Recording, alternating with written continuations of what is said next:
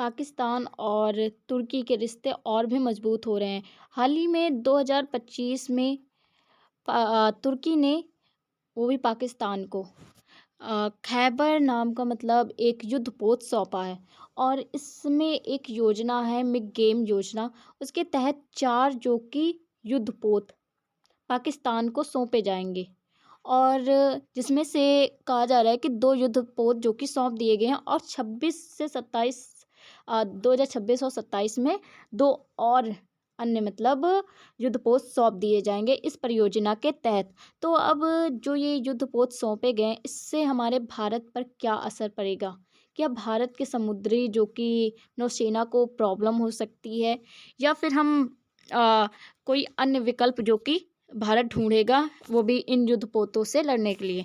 तो इससे मतलब पाकिस्तान और तुर्की के इस जो मतलब परियोजना के तहत भारत को क्या क्या नुकसान होंगे, तो इसे आज हम इस वीडियो में जानते हैं।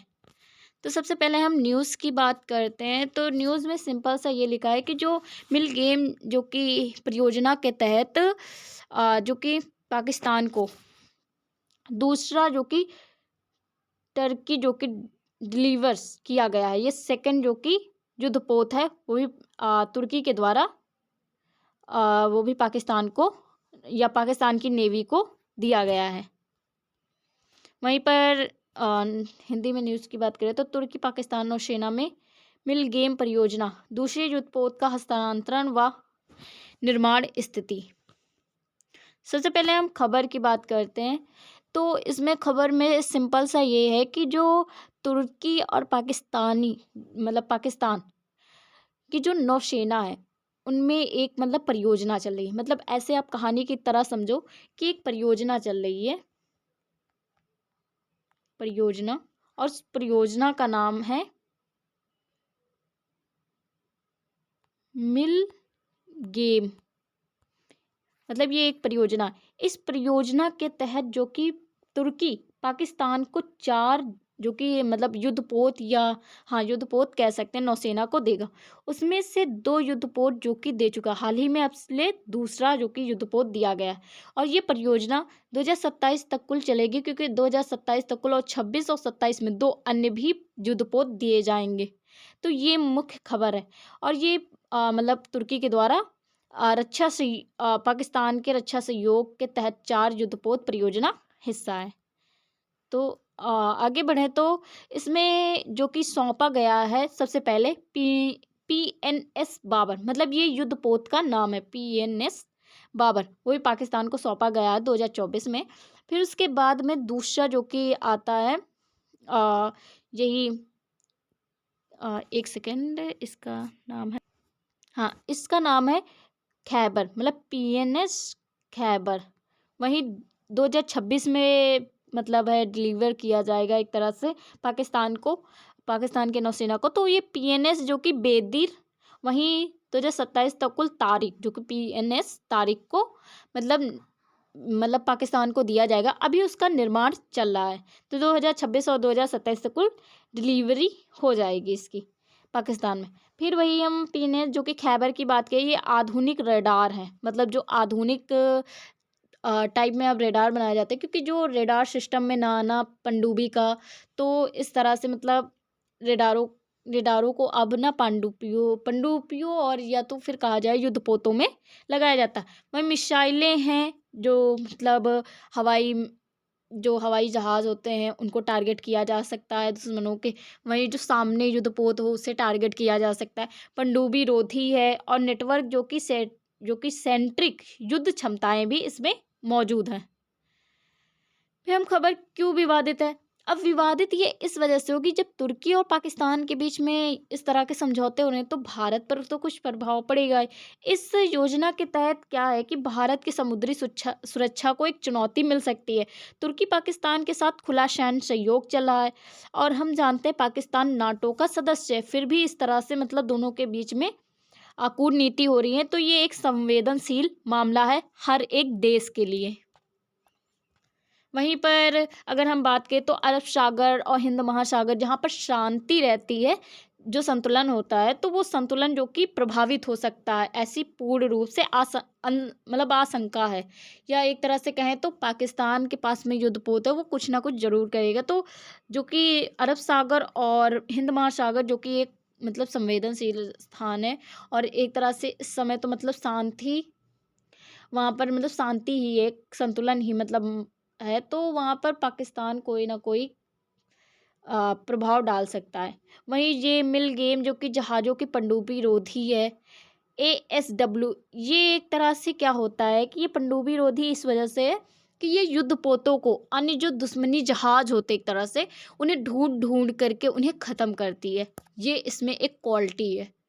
वहीं पर ये भारत की नौसेना रणनीति को पर दबाव भी डाल सकती है। वहीं तुर्की और पाकिस्तान के समर्थन और कश्मीर जैसे मुद्दे पर बयानबाजी, हम देखते हैं कि अभी ऑपरेशन सिंदूर के तहत तुर्की ने पाकिस्तान को ड्रोन दिए, मिसाइलें दी, अन्य भी चीज़ें जो कि परमाणु बम निकल गया, हाँ, मतलब बहुत सारे एक तरह से बम दिए, और भी बहुत सारी चीज़ें दी, वहीं बंदूकें, वेपन बहुत सारे।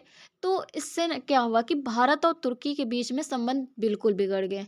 भारत और तुर्की के बीच में जो कि कूटनीति संबंध, अन्य भी जो संबंध हैं, वो बिल्कुल भी अच्छे नहीं रहे, क्योंकि तुर्की पाकिस्तान का साथ देने लगा।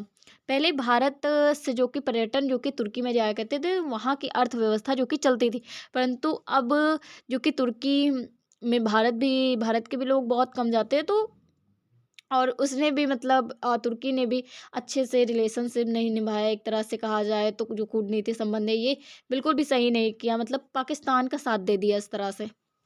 तो इस वजह से भारत और तुर्की संबंध में भी तनाव हुआ, और अब जो ये परियोजना के तहत और भी तनाव बढ़ रहा है। वहीं पर परियोजना के परिचय के बारे में बात करें, मिलगेम परियोजना, तो ये स्वदेशी कोरवेट फाइटर जहाज कार्यक्रम है। मतलब इसमें जो कि फाइटर जहाज़ों का कार्यक्रम चलाया जाता है, इसमें अन्य देशों को ये फाइटर जहाज़ जो कि प्रोवाइड किए जाते हैं। तो पाकिस्तान के साथ में ये परियोजना चलाई गई, और इसमें बाबर जो क्लास मिलगेम कॉर्वेट का अनुबंध हुआ, और 2018 में अनुबंध हुआ था, और 2024 में जो कि PNS जो कि बाबर दिया गया, 4 जहाज़ों का जो कि अनुबंध था, PNS Babar, PNS Khyber, PNS जो कि पेडर, और PNS जो कि टर्किल। तो ये 4 जो कि जहाज़ों का अनुबंध हुआ है। वहीं पर PNS जो कि खैबर की बात करें, तो ये सौंपना, मतलब ये क्यों सौंपा गया है, तो दूसरा जो मिलगेम परियोजना है, इसमें जो कि दूसरा है युद्धपोत सौंपा गया पाकिस्तान को, वो भी PNS खैबर। वहीं ये जो PNS खैबर है, ये 20 दिसंबर 2025 को तुर्की के द्वारा पाकिस्तान की नौसेना को सौंपा गया है। वहीं पर ये मिल गेम कार्यक्रम का दूसरा जहाज है, क्योंकि 4 जहाज देने का एक अनुबंध हुआ था। पहले जो कि बाबर हुआ था, मतलब PNS बाबर, वो भी मई 2024 को पाकिस्तान की नौसेना को सौंपा गया था। फिर हम बात करते हैं पिनेश जो कि खैबर की तकनीकी विवरण के बारे में, क्या इसमें खास है, क्या इसकी विशेषताएं हैं, ये किस तरह से कार्य करता है। तो इसकी मुख्य विशेषता क्या है, ये 108 मीटर लंबी है। दूसरा तो 3000 टन विस्थापन इसका है। वहीं पर COA कोड जो कि प्रोपल्यूशंस, मतलब ये एक तरह से प्रोपल्यूशंस में आप इस तरह से समझ सकते हो कि इसमें डीजल भी है, और जो कि गैस टर्म, मतलब ये डीजल के साथ में गैस से भी चलती। डीजल का जब आपको बहुत मतलब स्लो कहीं पर करना हो जहाज को या युद्धपोत को, तो आप वहाँ पर डीजल का इस्तेमाल, वहीं गैस जो कि बहुत ज़्यादा तेज़ से जहाज़ को मतलब या एक तरफ से युद्धपोत को ले जाती है।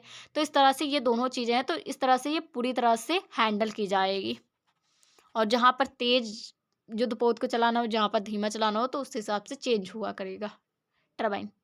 वहीं पर इसकी अगर हम हथियार प्रणाली की बात करें, इसके अंदर क्या-क्या विशेषताएँ, ये किस तरह से दुश्मनों को ख़त्म कर सकती है, या तो इसमें जो कि 76 mm जो कि मुख्य तोपें हैं। दूसरा तो क्रूज़ मिसाइलें आप इस तरह से समझ सकते हो क्रूज़ मिसाइलें से ऐसे समझ सकते हो कि जो पनडुब्बी होगी तो उसके सामने जो भी युद्धपोत आएगा तो उससे एक्टिव हो जाएगी। वहीं पर वीएलएस जो कि वीएलएस आधारित जो कि सतह, इसमें क्या होगा कि जो हेलीकॉप्टर होते हैं वहाँ से जब ऊपर जैसे दुश्मन हेलीकॉप्टर से हैं, तो ये युद्धपोत या एक तरह से जहाज कहें तो ये हवा में भी फायरिंग करेगा और उन जहाज़ों को उनका ख़त्म करेगा। वहीं हल्का है 324 जो कि टारपीडो सिस्टम इसमें दिया गया है। वहीं पर एएसडब्ल्यू हेलीकॉप्टर हैंगर और डेक है। ये इस तरह से आप समझ सकते हो कि दुश्मनों को खोज करके मारना, उन्हें ढूँढना, उन्हें फिर मारना, ये वाला सिस्टम है इसमें। वहीं पर उन्नत रेडार है, मतलब रेडार सिस्टम में नहीं आएगी, सोनार और सीएमएस में बिल्कुल भी नहीं पकड़ी जाएगी ये। वहीं पर पीएनएस जो कि खैबर का औपचारिक समन्वय की बात करें तो ये मेन चीज़, ये मतलब जो तुर्की के राष्ट्रपति हैं उनके द्वारा मतलब हस्तांतरण समारोह में उन्होंने इस भाग लिया था। ये जो समारोह है ये एक तरह से एक एरिया पर हुआ था तुर्की में, वो भी इस्तांबुल नेवल शिपयार्ड में। राष्ट्रपति रेसेप तैयप, वो भी इनका नाम तैयप, और एर्दागन एर्दोगन मतलब इनका था, इन्होंने हस्तांतरण किया था, समारोह में भाग भी लिया था। पाक नौसेना प्रमुख जो कि अन्य वरिष्ठ अधिकारी भी उपलब्ध थे। भाईचारे और रणनीति की साझेदारी भी हुई और प्रमुखता दी गई पाकिस्तान को। वहीं दो अन्य जहाज निर्माणाधीन, जो कि अभी दो जहाज आए हैं, अभी हमने सुना है जो कि पीएनएस जो कि बाबर और दूसरा जो कि अभी खैबर। तो दूसरा, अगर तीसरे की बात करें तो ये अभी कराची में शिपयार्ड जो कि निर्माण हो रहा है और 2026 में इसकी जो कि डिलीवरी की जाएगी। ये पीएनएस जो कि बेडिर है, वहीं पर पीएनएस जो कि टैरिक जो कि कराची में निर्माण हो रहा है और ये 2027 में डिलीवर किया जाएगा। दोनों जहाज़ों को तुर्की प्रौद्योगिकी, मतलब ये तुर्की की टेक्नोलॉजी के हस्तांतरण से जो कि इसका निर्माण किया गया है, मतलब इसमें तुर्की की जो टेक्नोलॉजी है उसका इस्तेमाल किया गया है। परियोजना का महत्व के बारे में जाने तो पाकिस्तान नौसेना की सतह से सतह, मतलब पाकिस्तान की नौसेना से सतह से हवा, मतलब ये है कि जहाँ पर पनडुब्बी होगी या एक तरह से युद्धपोत होगा ये, तो वहाँ पर दुश्मनों का मतलब है ख़त्म किया जा सकता है। दूसरा, हवा, जो हवा में फायरिंग ये भी हो सकती है। एएसडब्ल्यू क्षमता की वृद्धि भी है, दुश्मनों को खोज खोज के मारना, उन्हें ढूंढना, खोजना, फिर उन्हें मारना, तो ये सारी चीज़ें इसमें बहुत ही अच्छे तरीके से मतलब उपलब्ध हैं। तो ये परियोजना का महत्व तो ये है। तुर्की पाकिस्तान रक्षा सहयोग भी और अधिक मजबूत होता जा रहा है, क्योंकि हमने अभी ऑपरेशन सिंदूर में भी देखा है और अब देख रहे हैं, और बहुत पहले से भी हम देखते हैं तुर्की और पाकिस्तान के रक्षा सहयोग जो कि बहुत ज़्यादा मजबूत है। कराची शिपयार्ड में प्रौद्योगिकी हस्तांतरण से क्या हुआ कि स्थानीय क्षमताओं का विकास भी हुआ। अगर कराची शिपयार्ड में प्रौद्योगिकी हस्तांतरण जो कि तुर्की के किया गया, तो इसमें स्थानीय जो क्षमता थी, जो वहाँ के वैज्ञानिक थे या एक तरह से जो साइंटिस्ट होते हैं, तो उनको भी मतलब उनका भी एक तरह से विकास हुआ, उन्हें भी मिला ये बनाने के लिए या इस टेक्नोलॉजी को समझने के लिए। क्यों ख़ास है ये पीएनएस जो कि खैबर, तो ये पहला एक ऐसा पाकिस्तानी जहाज़ है जिसने क्या किया है कि आधुनिक नेटवर्क सेंट्रिक वॉरफेयर सिस्टम दिया गया है इसमें, मतलब एक तरह से जो युद्धपोत है उसके नेटवर्क में जो भी अगर कोई जहाज़ आता है तो उसमें वॉरफेयर जो कि सिस्टम जो कि मतलब एक तरह से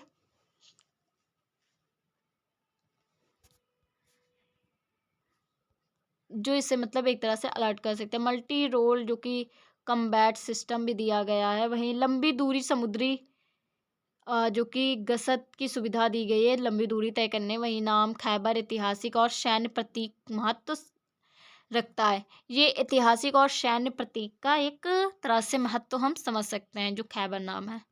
वहीं पाकिस्तान को दी गई तकनीकी सहायता के बारे में बात करें तो इसमें पाकिस्तान को जो कि कराची जो कि सीपीआर जो कि मतलब स्थानीय इंजीनियर को प्रशिक्षण भी हो गया इसी बहाने। वहीं शिप डिज़ाइन कम्बैट वो भी मैनेजमेंट सिस्टम और हथियार एकीकरण में सहयोग। इसमें क्या हुआ है कि इन चीज़ों में का जो कि पाकिस्तान ने जो कि मतलब तुर्की का थोड़ा बहुत सहयोग किया एकीकरण में। वहीं दीर्घकालीन में पाकिस्तान की स्वदेशी युद्धपोत निर्माण क्षमता और अधिक बढ़ रही है। मतलब दीर्घकालीन में अगर ये प्रौद्योगिकी को जानते हैं तुर्की की, तो ये मतलब एक तरह से कहा जाए तो स्वदेशी युद्धपोत का निर्माण करेंगी। फिर तुर्की को क्या लाभ है मतलब पाकिस्तान को जहाज दे करके? पाकिस्तान के पास में तो पैसे नहीं है, तो क्या मतलब लाभ हो सकता है? तो तुर्की की रक्षा निर्यात क्षमता को वैश्विक पहचान मिलेगी। उन्होंने अभी पाकिस्तान को दिया है, तो अन्य देश भी इसके जो कि बेनिफिट देख करके एक तरह से युद्धपोत की, तो वो अन्य देश भी इनसे मतलब युद्धपोत खरीदेंगे। वहीं दूसरा, दक्षिण एशिया में तुर्की का भू रणनीति प्रभाव भी देखने को मतलब बढ़ा है, क्योंकि भारत के साथ में तो अब इतने अच्छे रिश्ते नहीं है, परंतु अन्य देशों के साथ में तुर्की के रिश्ते हैं। वहीं मिल गेम की बात करें तो ये अन्य देशों जैसे कि यूक्रेन में भी, मलेशिया में भी बेचने का मार्ग प्रशस्त कर सकते हैं। मतलब ये योजना यूक्रेन, मलेशिया, अन्य देशों में भी चला सकते हैं। तो ये तुर्की के लाभ हैं, बेनिफिट। वहीं पाक और जो कि टर्की के जो कि पाकिस्तान और तुर्की के संबंध की बात करें तो इसमें पाकिस्तान और तुर्की के संबंध ऐतिहासिक और धार्मिक जो कि रहे हैं। बहुत पहले से ही इनके मतलब संबंध रहे हैं। वहीं पर धार्मिक, क्योंकि दोनों ही मुस्लिम कंट्रीज़ हैं, तो इस तरह से मतलब क्या होता है कि एक दूसरे से भाईचारा है, तो इस तरह से मतलब मान सकते हैं धार्मिक तौर से। रणनीतिक साझेदारी पर आधारित है। वहीं दोनों देश एक दूसरे से भाई राष्ट्र, ये देखो आ गया ना, भाई राष्ट्र मानते हैं और अंतर्राष्ट्रीय मंचों पर समर्थन भी एक दूसरे के करते हैं। कश्मीर मुद्दे पर तुर्की ने कई बार पाकिस्तान का पक्ष बयान लिया है, इससे और भाईचारा बढ़ गया। दूसरा, रक्षा क्षेत्र में सहयोग मजबूत स्तंभ बनाया है। यही मिलगेम युद्धपोत परियोजना के तहत सैन्य परीक्षण और संयुक्त अभ्यास भी किया है इसी योजना के तहत। वहीं रक्षा प्रौद्योगिकी हथियार निर्यात भी किया है और इन्हें रक्षा प्रौद्योगिकी भी एक तरह से पाकिस्तान में प्रोवाइड किए, या एक तरह से ये मान सकते हैं कि पाकिस्तान ने उनसे जो रक्षा टेक्नोलॉजी है उसे सीखा है। तो ये इनके रिलेशन हो गए तुर्की और पाकिस्तान के। भारत की सुरक्षा पर अब क्या प्रभाव पड़ेगा? मेन प्रॉब्लम ये है। तो पाकिस्तान की नौसेना की समुद्री निगरानी और युद्ध क्षमता में वृद्धि, जिससे अरब सागर में सामरिक दबाव बढ़ेगा।